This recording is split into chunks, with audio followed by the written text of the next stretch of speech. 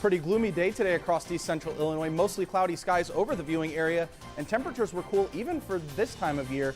Now we have a couple more days before we'll get to see the sun, but before we get to then, we have another round of rain to contend with. Olivia? Thanks, Ben. And you'll bring us a special report from Effingham tonight, a city well equipped to handle severe weather events.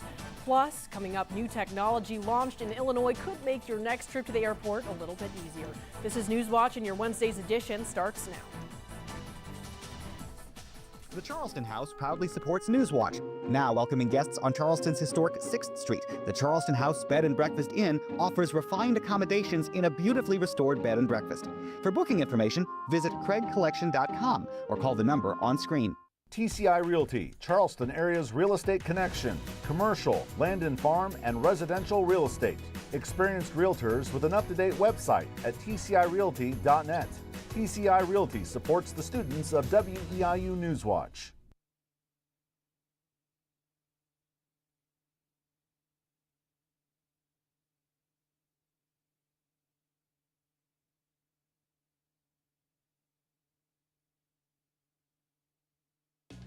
Alamo Steakhouse and Saloon. Whatever the occasion, it's an environment for an evening of dining, conversation, and cocktails. Whatever your needs, our staff is ready. Alamo Steakhouse and Saloon, located at the Cross County Mall, Mattoon.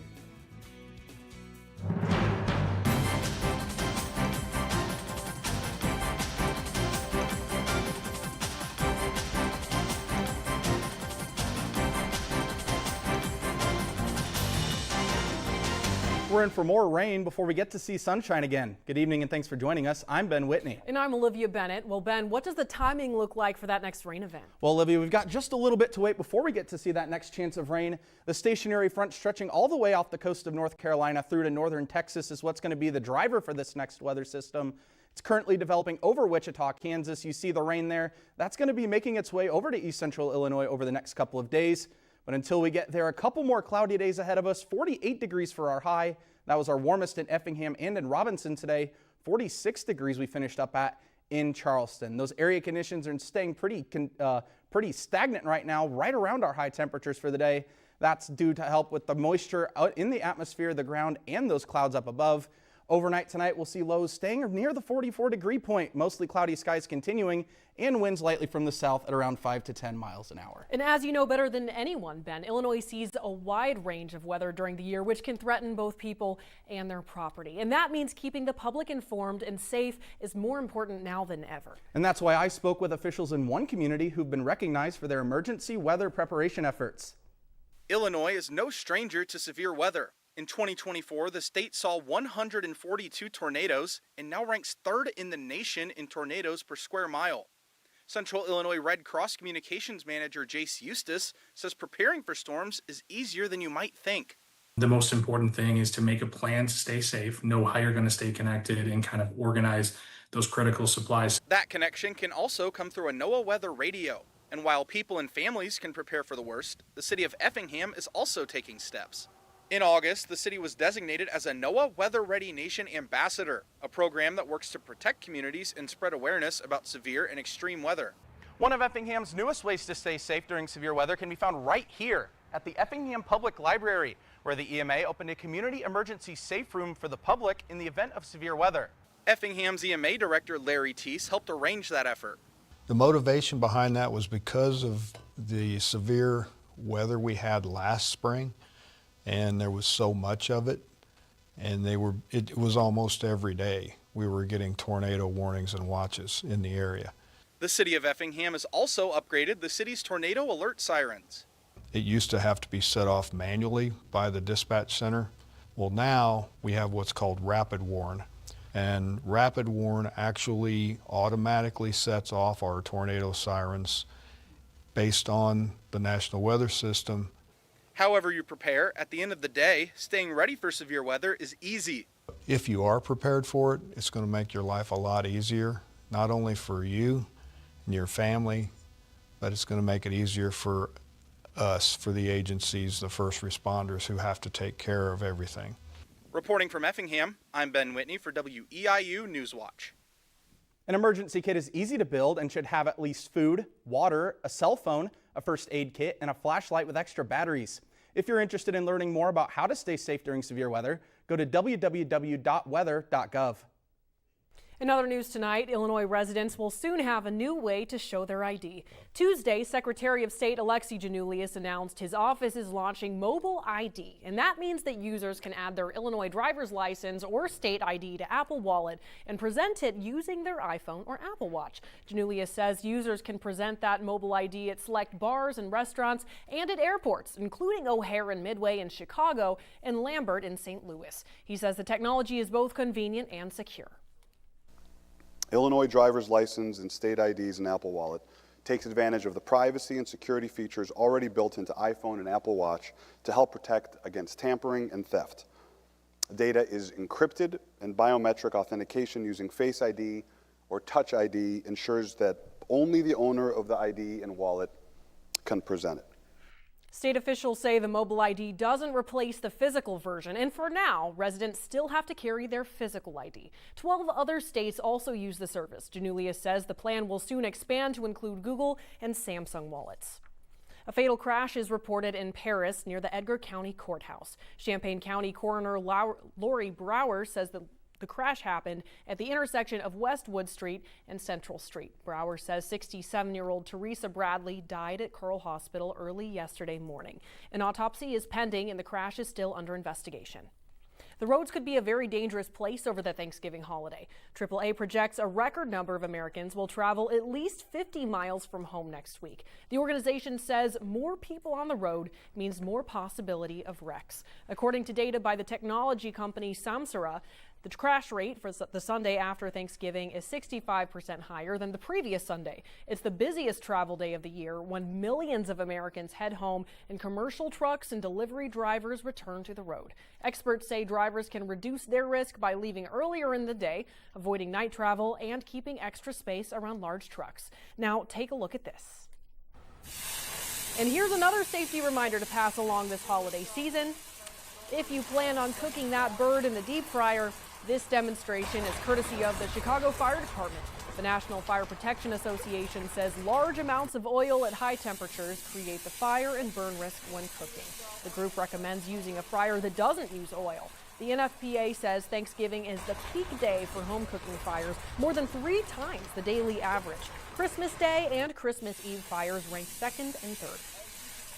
Public universities in Illinois are reporting their highest statewide enrollment in a decade.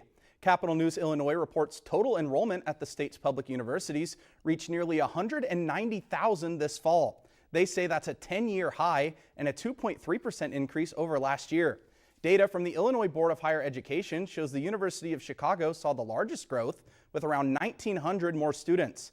Chicago State University and the University of Illinois at Urbana-Champaign also saw big increases. Still, the data shows some declines, including in numbers of international students and in enrollment at Western and Eastern Illinois universities.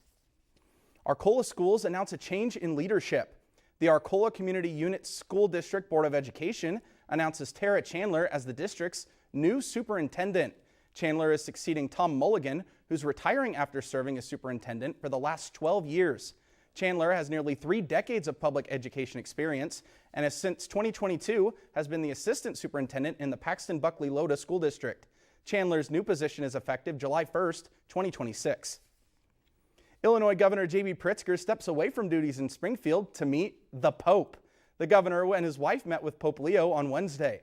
Along with a pleasant conversation, the governor presented the Pope with several gifts, including a 4-pack of American Mile Ale from his Chicago brewery. The pontiff, who's originally from Chicago and the first U.S. Pope, chuckled at the gift and said, "We'll put that in the fridge for later." Pritzker hasn't said why he was in Rome, but traveling foreign officials often meet with the Pope while in the city. Here's a historic way to celebrate the holiday season. The Vandalia State House, the oldest surviving Capitol building in Illinois, will hold candlelight tours Saturday, December 13th as part of the site's annual Christmas open house. The festivities start at 5 and they're free. Organizers say the first 100 families to visit will receive a free ornament, and the site will collect non-perishable or canned food items from visitors to donate to the local food pantry.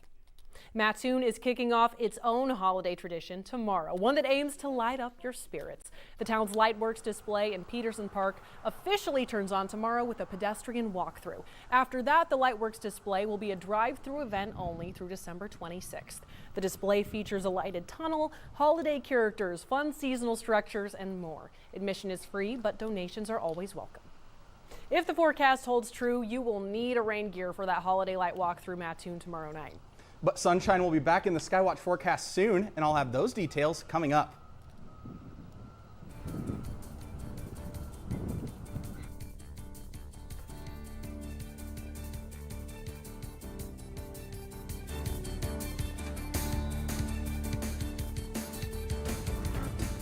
First, some good news. The number of new lung cancer cases and deaths continues to go down, in part from fewer people smoking.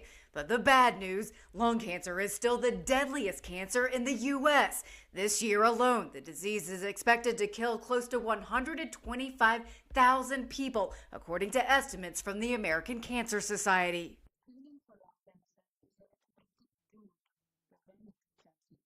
Preeti Bandy is lead author of a new study researching how many people who should be getting lung cancer screening are actually getting it. The data estimates that in 2024, only about 1 in 5 U.S. adults eligible for lung cancer screening were screened. The researchers found that roughly 62,000 lives could have been saved over 5 years if all who were eligible got the screening.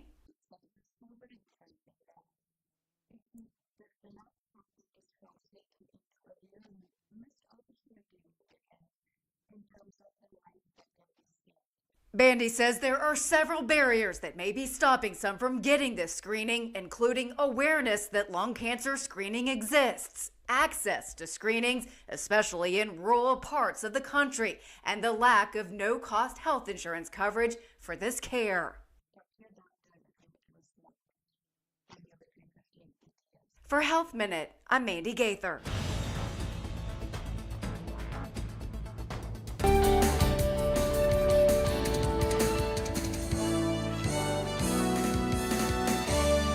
Good evening. A pretty gloomy day today across East Central Illinois, and it's been pretty cloudy since we had rain moving in on Monday night. Rainfall totals throughout the week. Charleston, much more than what we originally bargained for. Over 1.25 inches in Charleston so far this week. In fact, just short of 1.4 inches of total rainfall. Some of our communities, such as Effingham and Danville, missed out on the bulk of that rainfall, finishing up under 3/4 inches. But many of our communities were around the Decatur to Tuscola range, just a little bit over 1 inch in rainfall today. And that rain that we saw, combined with the cooler temperatures, led to a foggy start across East Central Illinois today. I snapped this photo getting out of bed this morning. Very, very limited visibility in Charleston this morning. Now, it did take a while for that fog to clear up, but eventually it did start to clear up today. 46 degrees for our high in Charleston today. 44 was our coolest in a couple communities, including Champaign and Paris. 48 degrees was our warmest down in Effingham. Overnight tonight, lows will stay right around where we're at right now. 44 degrees for our low overnight. Mostly cloudy skies will continue. We do have the chance to see some patchy fog again tomorrow morning. It won't be as limited visibility as it was today, but you do still have the potential to see some patches of fog out there tomorrow morning. Winds coming from the south tomorrow won't have too big of an impact on our temperatures, but we will see a warm-up beginning tomorrow. 51 degrees for our high in Charleston. We'll have a little bit of a window during the middle of the day where you might be able to catch a glimpse of the sun.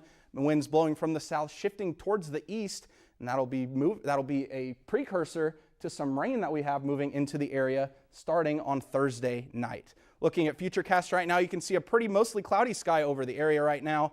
As I roll this forward for you, that's not really going to be changing a whole lot. Again, tomorrow morning, you may get a spare glimpse at the sun just for a little bit tomorrow, but as soon as that window disappears, mostly cloudy skies back overhead for the rest of the day on Thursday, and leading us into our rain event on Friday with a high of 50 degrees on Friday. On Saturday, clear and temperatures beginning to warm up, 53 degrees for our high.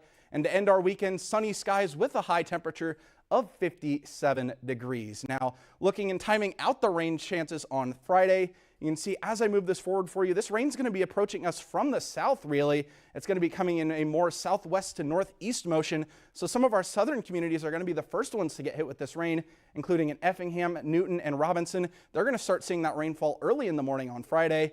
As we move this forward for you towards the middle of the day, we're really going to start to see this more widespread across the area. Only the northernmost communities missing out on the rain at this time, but they soon will eventually get swept up in the rain as well. We can expect some of our heaviest rain to end the day on Friday. Areas around Sullivan, Charleston, Casey could be seeing some pretty serious rainfall around that time. And we'll see that rain threat move out of the area late night Friday into Saturday morning. We'll see a clearer sky for the start of the weekend. Now, rain projections right now, we're projecting right around an inch for most of the area, around 9/10 of an inch in Charleston, Paris, Terre Haute, and Champaign. Some communities to the south around Effingham and Robinson will still receive a nice amount of rain, but not quite as much as what we're expecting for some of the northern communities over the next couple of days. Now, looking past this week, especially in preparation for the Thanksgiving holiday, temperatures are right about 50-50 on whether they'll be above or below average. Now, we do expect temperatures to be a little below average towards the back half of our 7-day forecast, but before we get there, 51 degrees again tomorrow under mostly cloudy skies, 50 degrees on Friday with our rain event that we have moving in.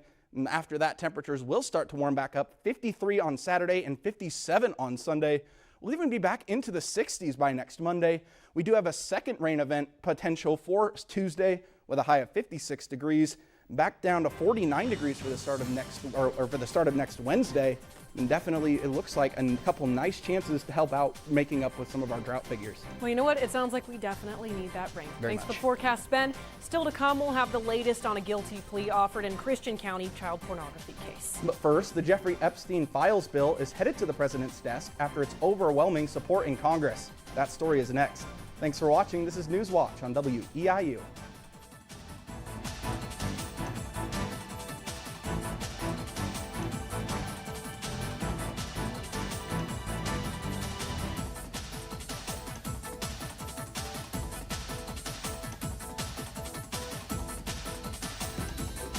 For the people you know and the stories you didn't, join us for This Is Our Story. Every week, we'll be revisiting the stories told in WEIU's This Is Our Story series. We'll hear about the past and the present, the big and the small, the people and the places that make the communities in our area the wonderful places they are. That's This Is Our Story, Thursday at 7 on WEIU. In other news tonight, the federal government is seeking the death penalty against Shane Meehan. That's according to our partner station WTHI. Meehan is accused of murdering Terre Haute police detective Greg Ferenczi in July 2021 outside the FBI building in Terre Haute. The U.S. Attorney's Office notified Meehan and his legal team on Tuesday. Meehan scheduled for the trial February 9th, and he's due back in court in January. A Taylorville man is headed to prison after admitting he had child pornography. Court records show 22-year-old Jacob Semrau will spend 15 years in prison. In exchange for his guilty plea, the court dropped an additional charge of child pornography and criminal sexual abuse. When he gets out of prison, Semrau will be on supervised release for at least 3 years. He was arrested in March after an investigation by Taylorville police. Both the House and the Senate acted decisively to pass a bill to force the justice system to publicly release its files on convicted sex offender Jeffrey Epstein. Epstein, a well-connected financier, killed himself in a Manhattan jail while awaiting trial in 2019 on charges he sexually abused and trafficked underage girls. The bill to release the case files now heads to President Trump, who said he would sign it into law. Once signed by the president, all files and communications related to Epstein, as well as any information about the investigation into his death in federal prison, must be released within 30 days. While sports is coming up, and here with the headlines is Pierce Lehman. Thanks, Olivia. Tonight in sports, the Eastern Illinois volleyball squad plays a pivotal match against Tennessee Tech in its quest for home court advantage in the upcoming OVC tournament. But first, Illinois men's basketball faces its toughest test yet, going up against one of the best teams in the country tonight. But neither team will have home court advantage, and I'll preview that coming up. Stay with us.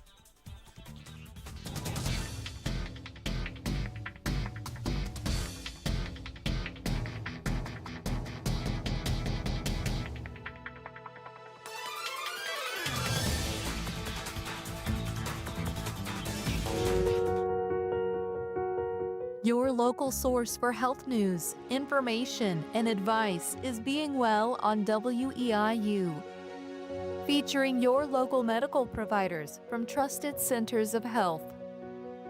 Join us Tuesday evenings at 7 on WEIU for Being Well.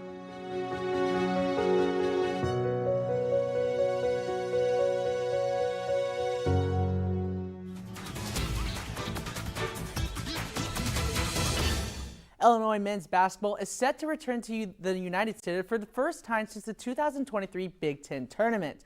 The Fighting Illini are set to tip off against the Alabama Crimson Tide in about 2 hours. Illinois played Alabama last season in Birmingham, where the Orange and Blue fell short 100-87 against the Crimson Tide.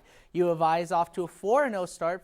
It's the first time they've done that since the 2022-23 season and look poised, ranked number 8 to keep it rolling. Head coach Brad Underwood says the team has a lot of energy going into tonight's game. I'm very excited. We've obviously got a great basketball city in the city of Chicago. We've got a great number of alums and donors and supporters there. So it's very nice, and it just coincides that it's a top 15 matchup. Illinois has played Alabama 5 times in franchise history, with its only win coming in 1953. Bama has won the last 4 matchups dating back to 1986. As I mentioned earlier, the Fighting Illini and the Crimson Tide tip off at the United Center at 8. Back in Charleston, the Eastern Illinois men's basketball team is also in action tonight for its second home game of the season. The Panthers take on Tiffin University for the first time ever, with tip-off tonight at 7 from Groniger Arena. Eastern is coming off a loss to number 8 ranked Kentucky, but won their last home matchup against Nichols 65-57. EIU sits at 1-3 record so far this season. As for Tiffin, the Dragons have only played 2 games this season and hold a 1-1 record. Sports Watch will be at the game tonight and have a full recap on tomorrow's edition. For the first time in more than 50 years, the Indiana State men's basketball the Indiana State men's basketball team is facing Louisiana Tech. Tonight's game marks the first time since the 1975 season that the Bulldogs and the Sycamores have shared a court. The all-time series record between the two teams sits at 1-1. This also isn't the last time the ISU will be playing Louisiana Tech this season, as the Sycamores travel to play the Bulldogs in Ruston, Louisiana next Wednesday. Eastern Illinois volleyball is wrapping up the regular season and desperately needs a win to clinch out home court advantage for the OVC tournament.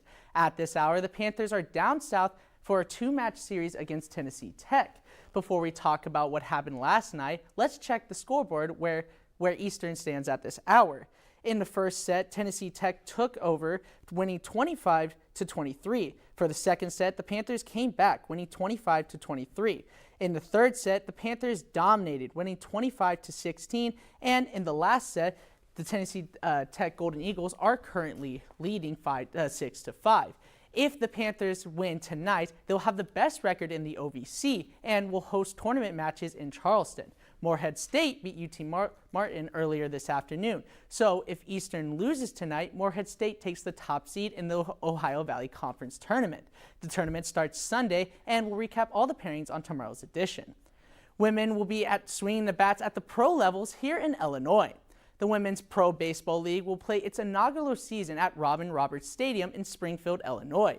The league will start play on August 1st and include teams from Los Angeles, San Francisco, New York, and Boston. Former Little League star Monet Davis, USA Baseball's Kelsey Whitmore, and Japanese pitcher Amei Sato are among the top players expected to be selected in the draft.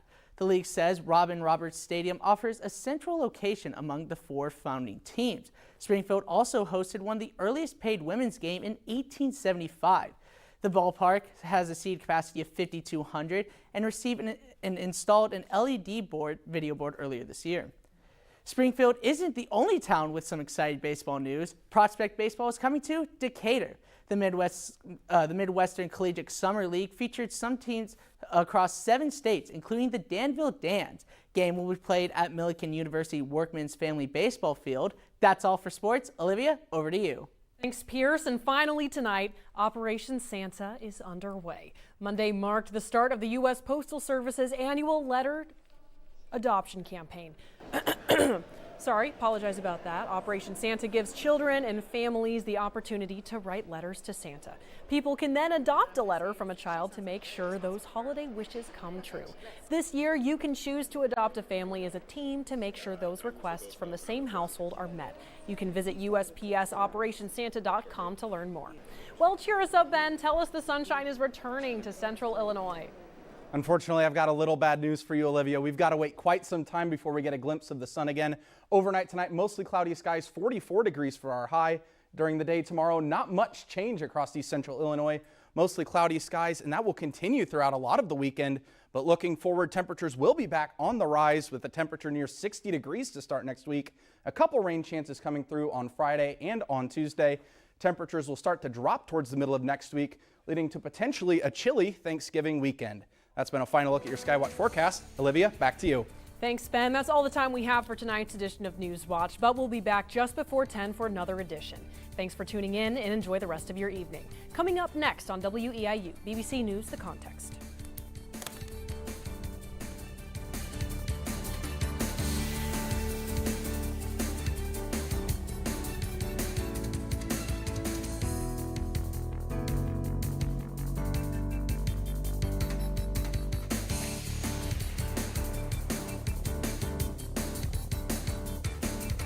The Charleston House proudly supports Newswatch. Now welcoming guests on Charleston's historic 6th Street, the Charleston House Bed and Breakfast Inn offers refined accommodations in a beautifully restored bed and breakfast.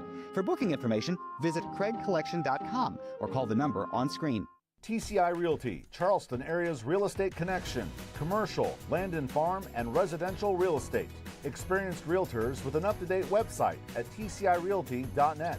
TCI Realty supports the students of WEIU Newswatch.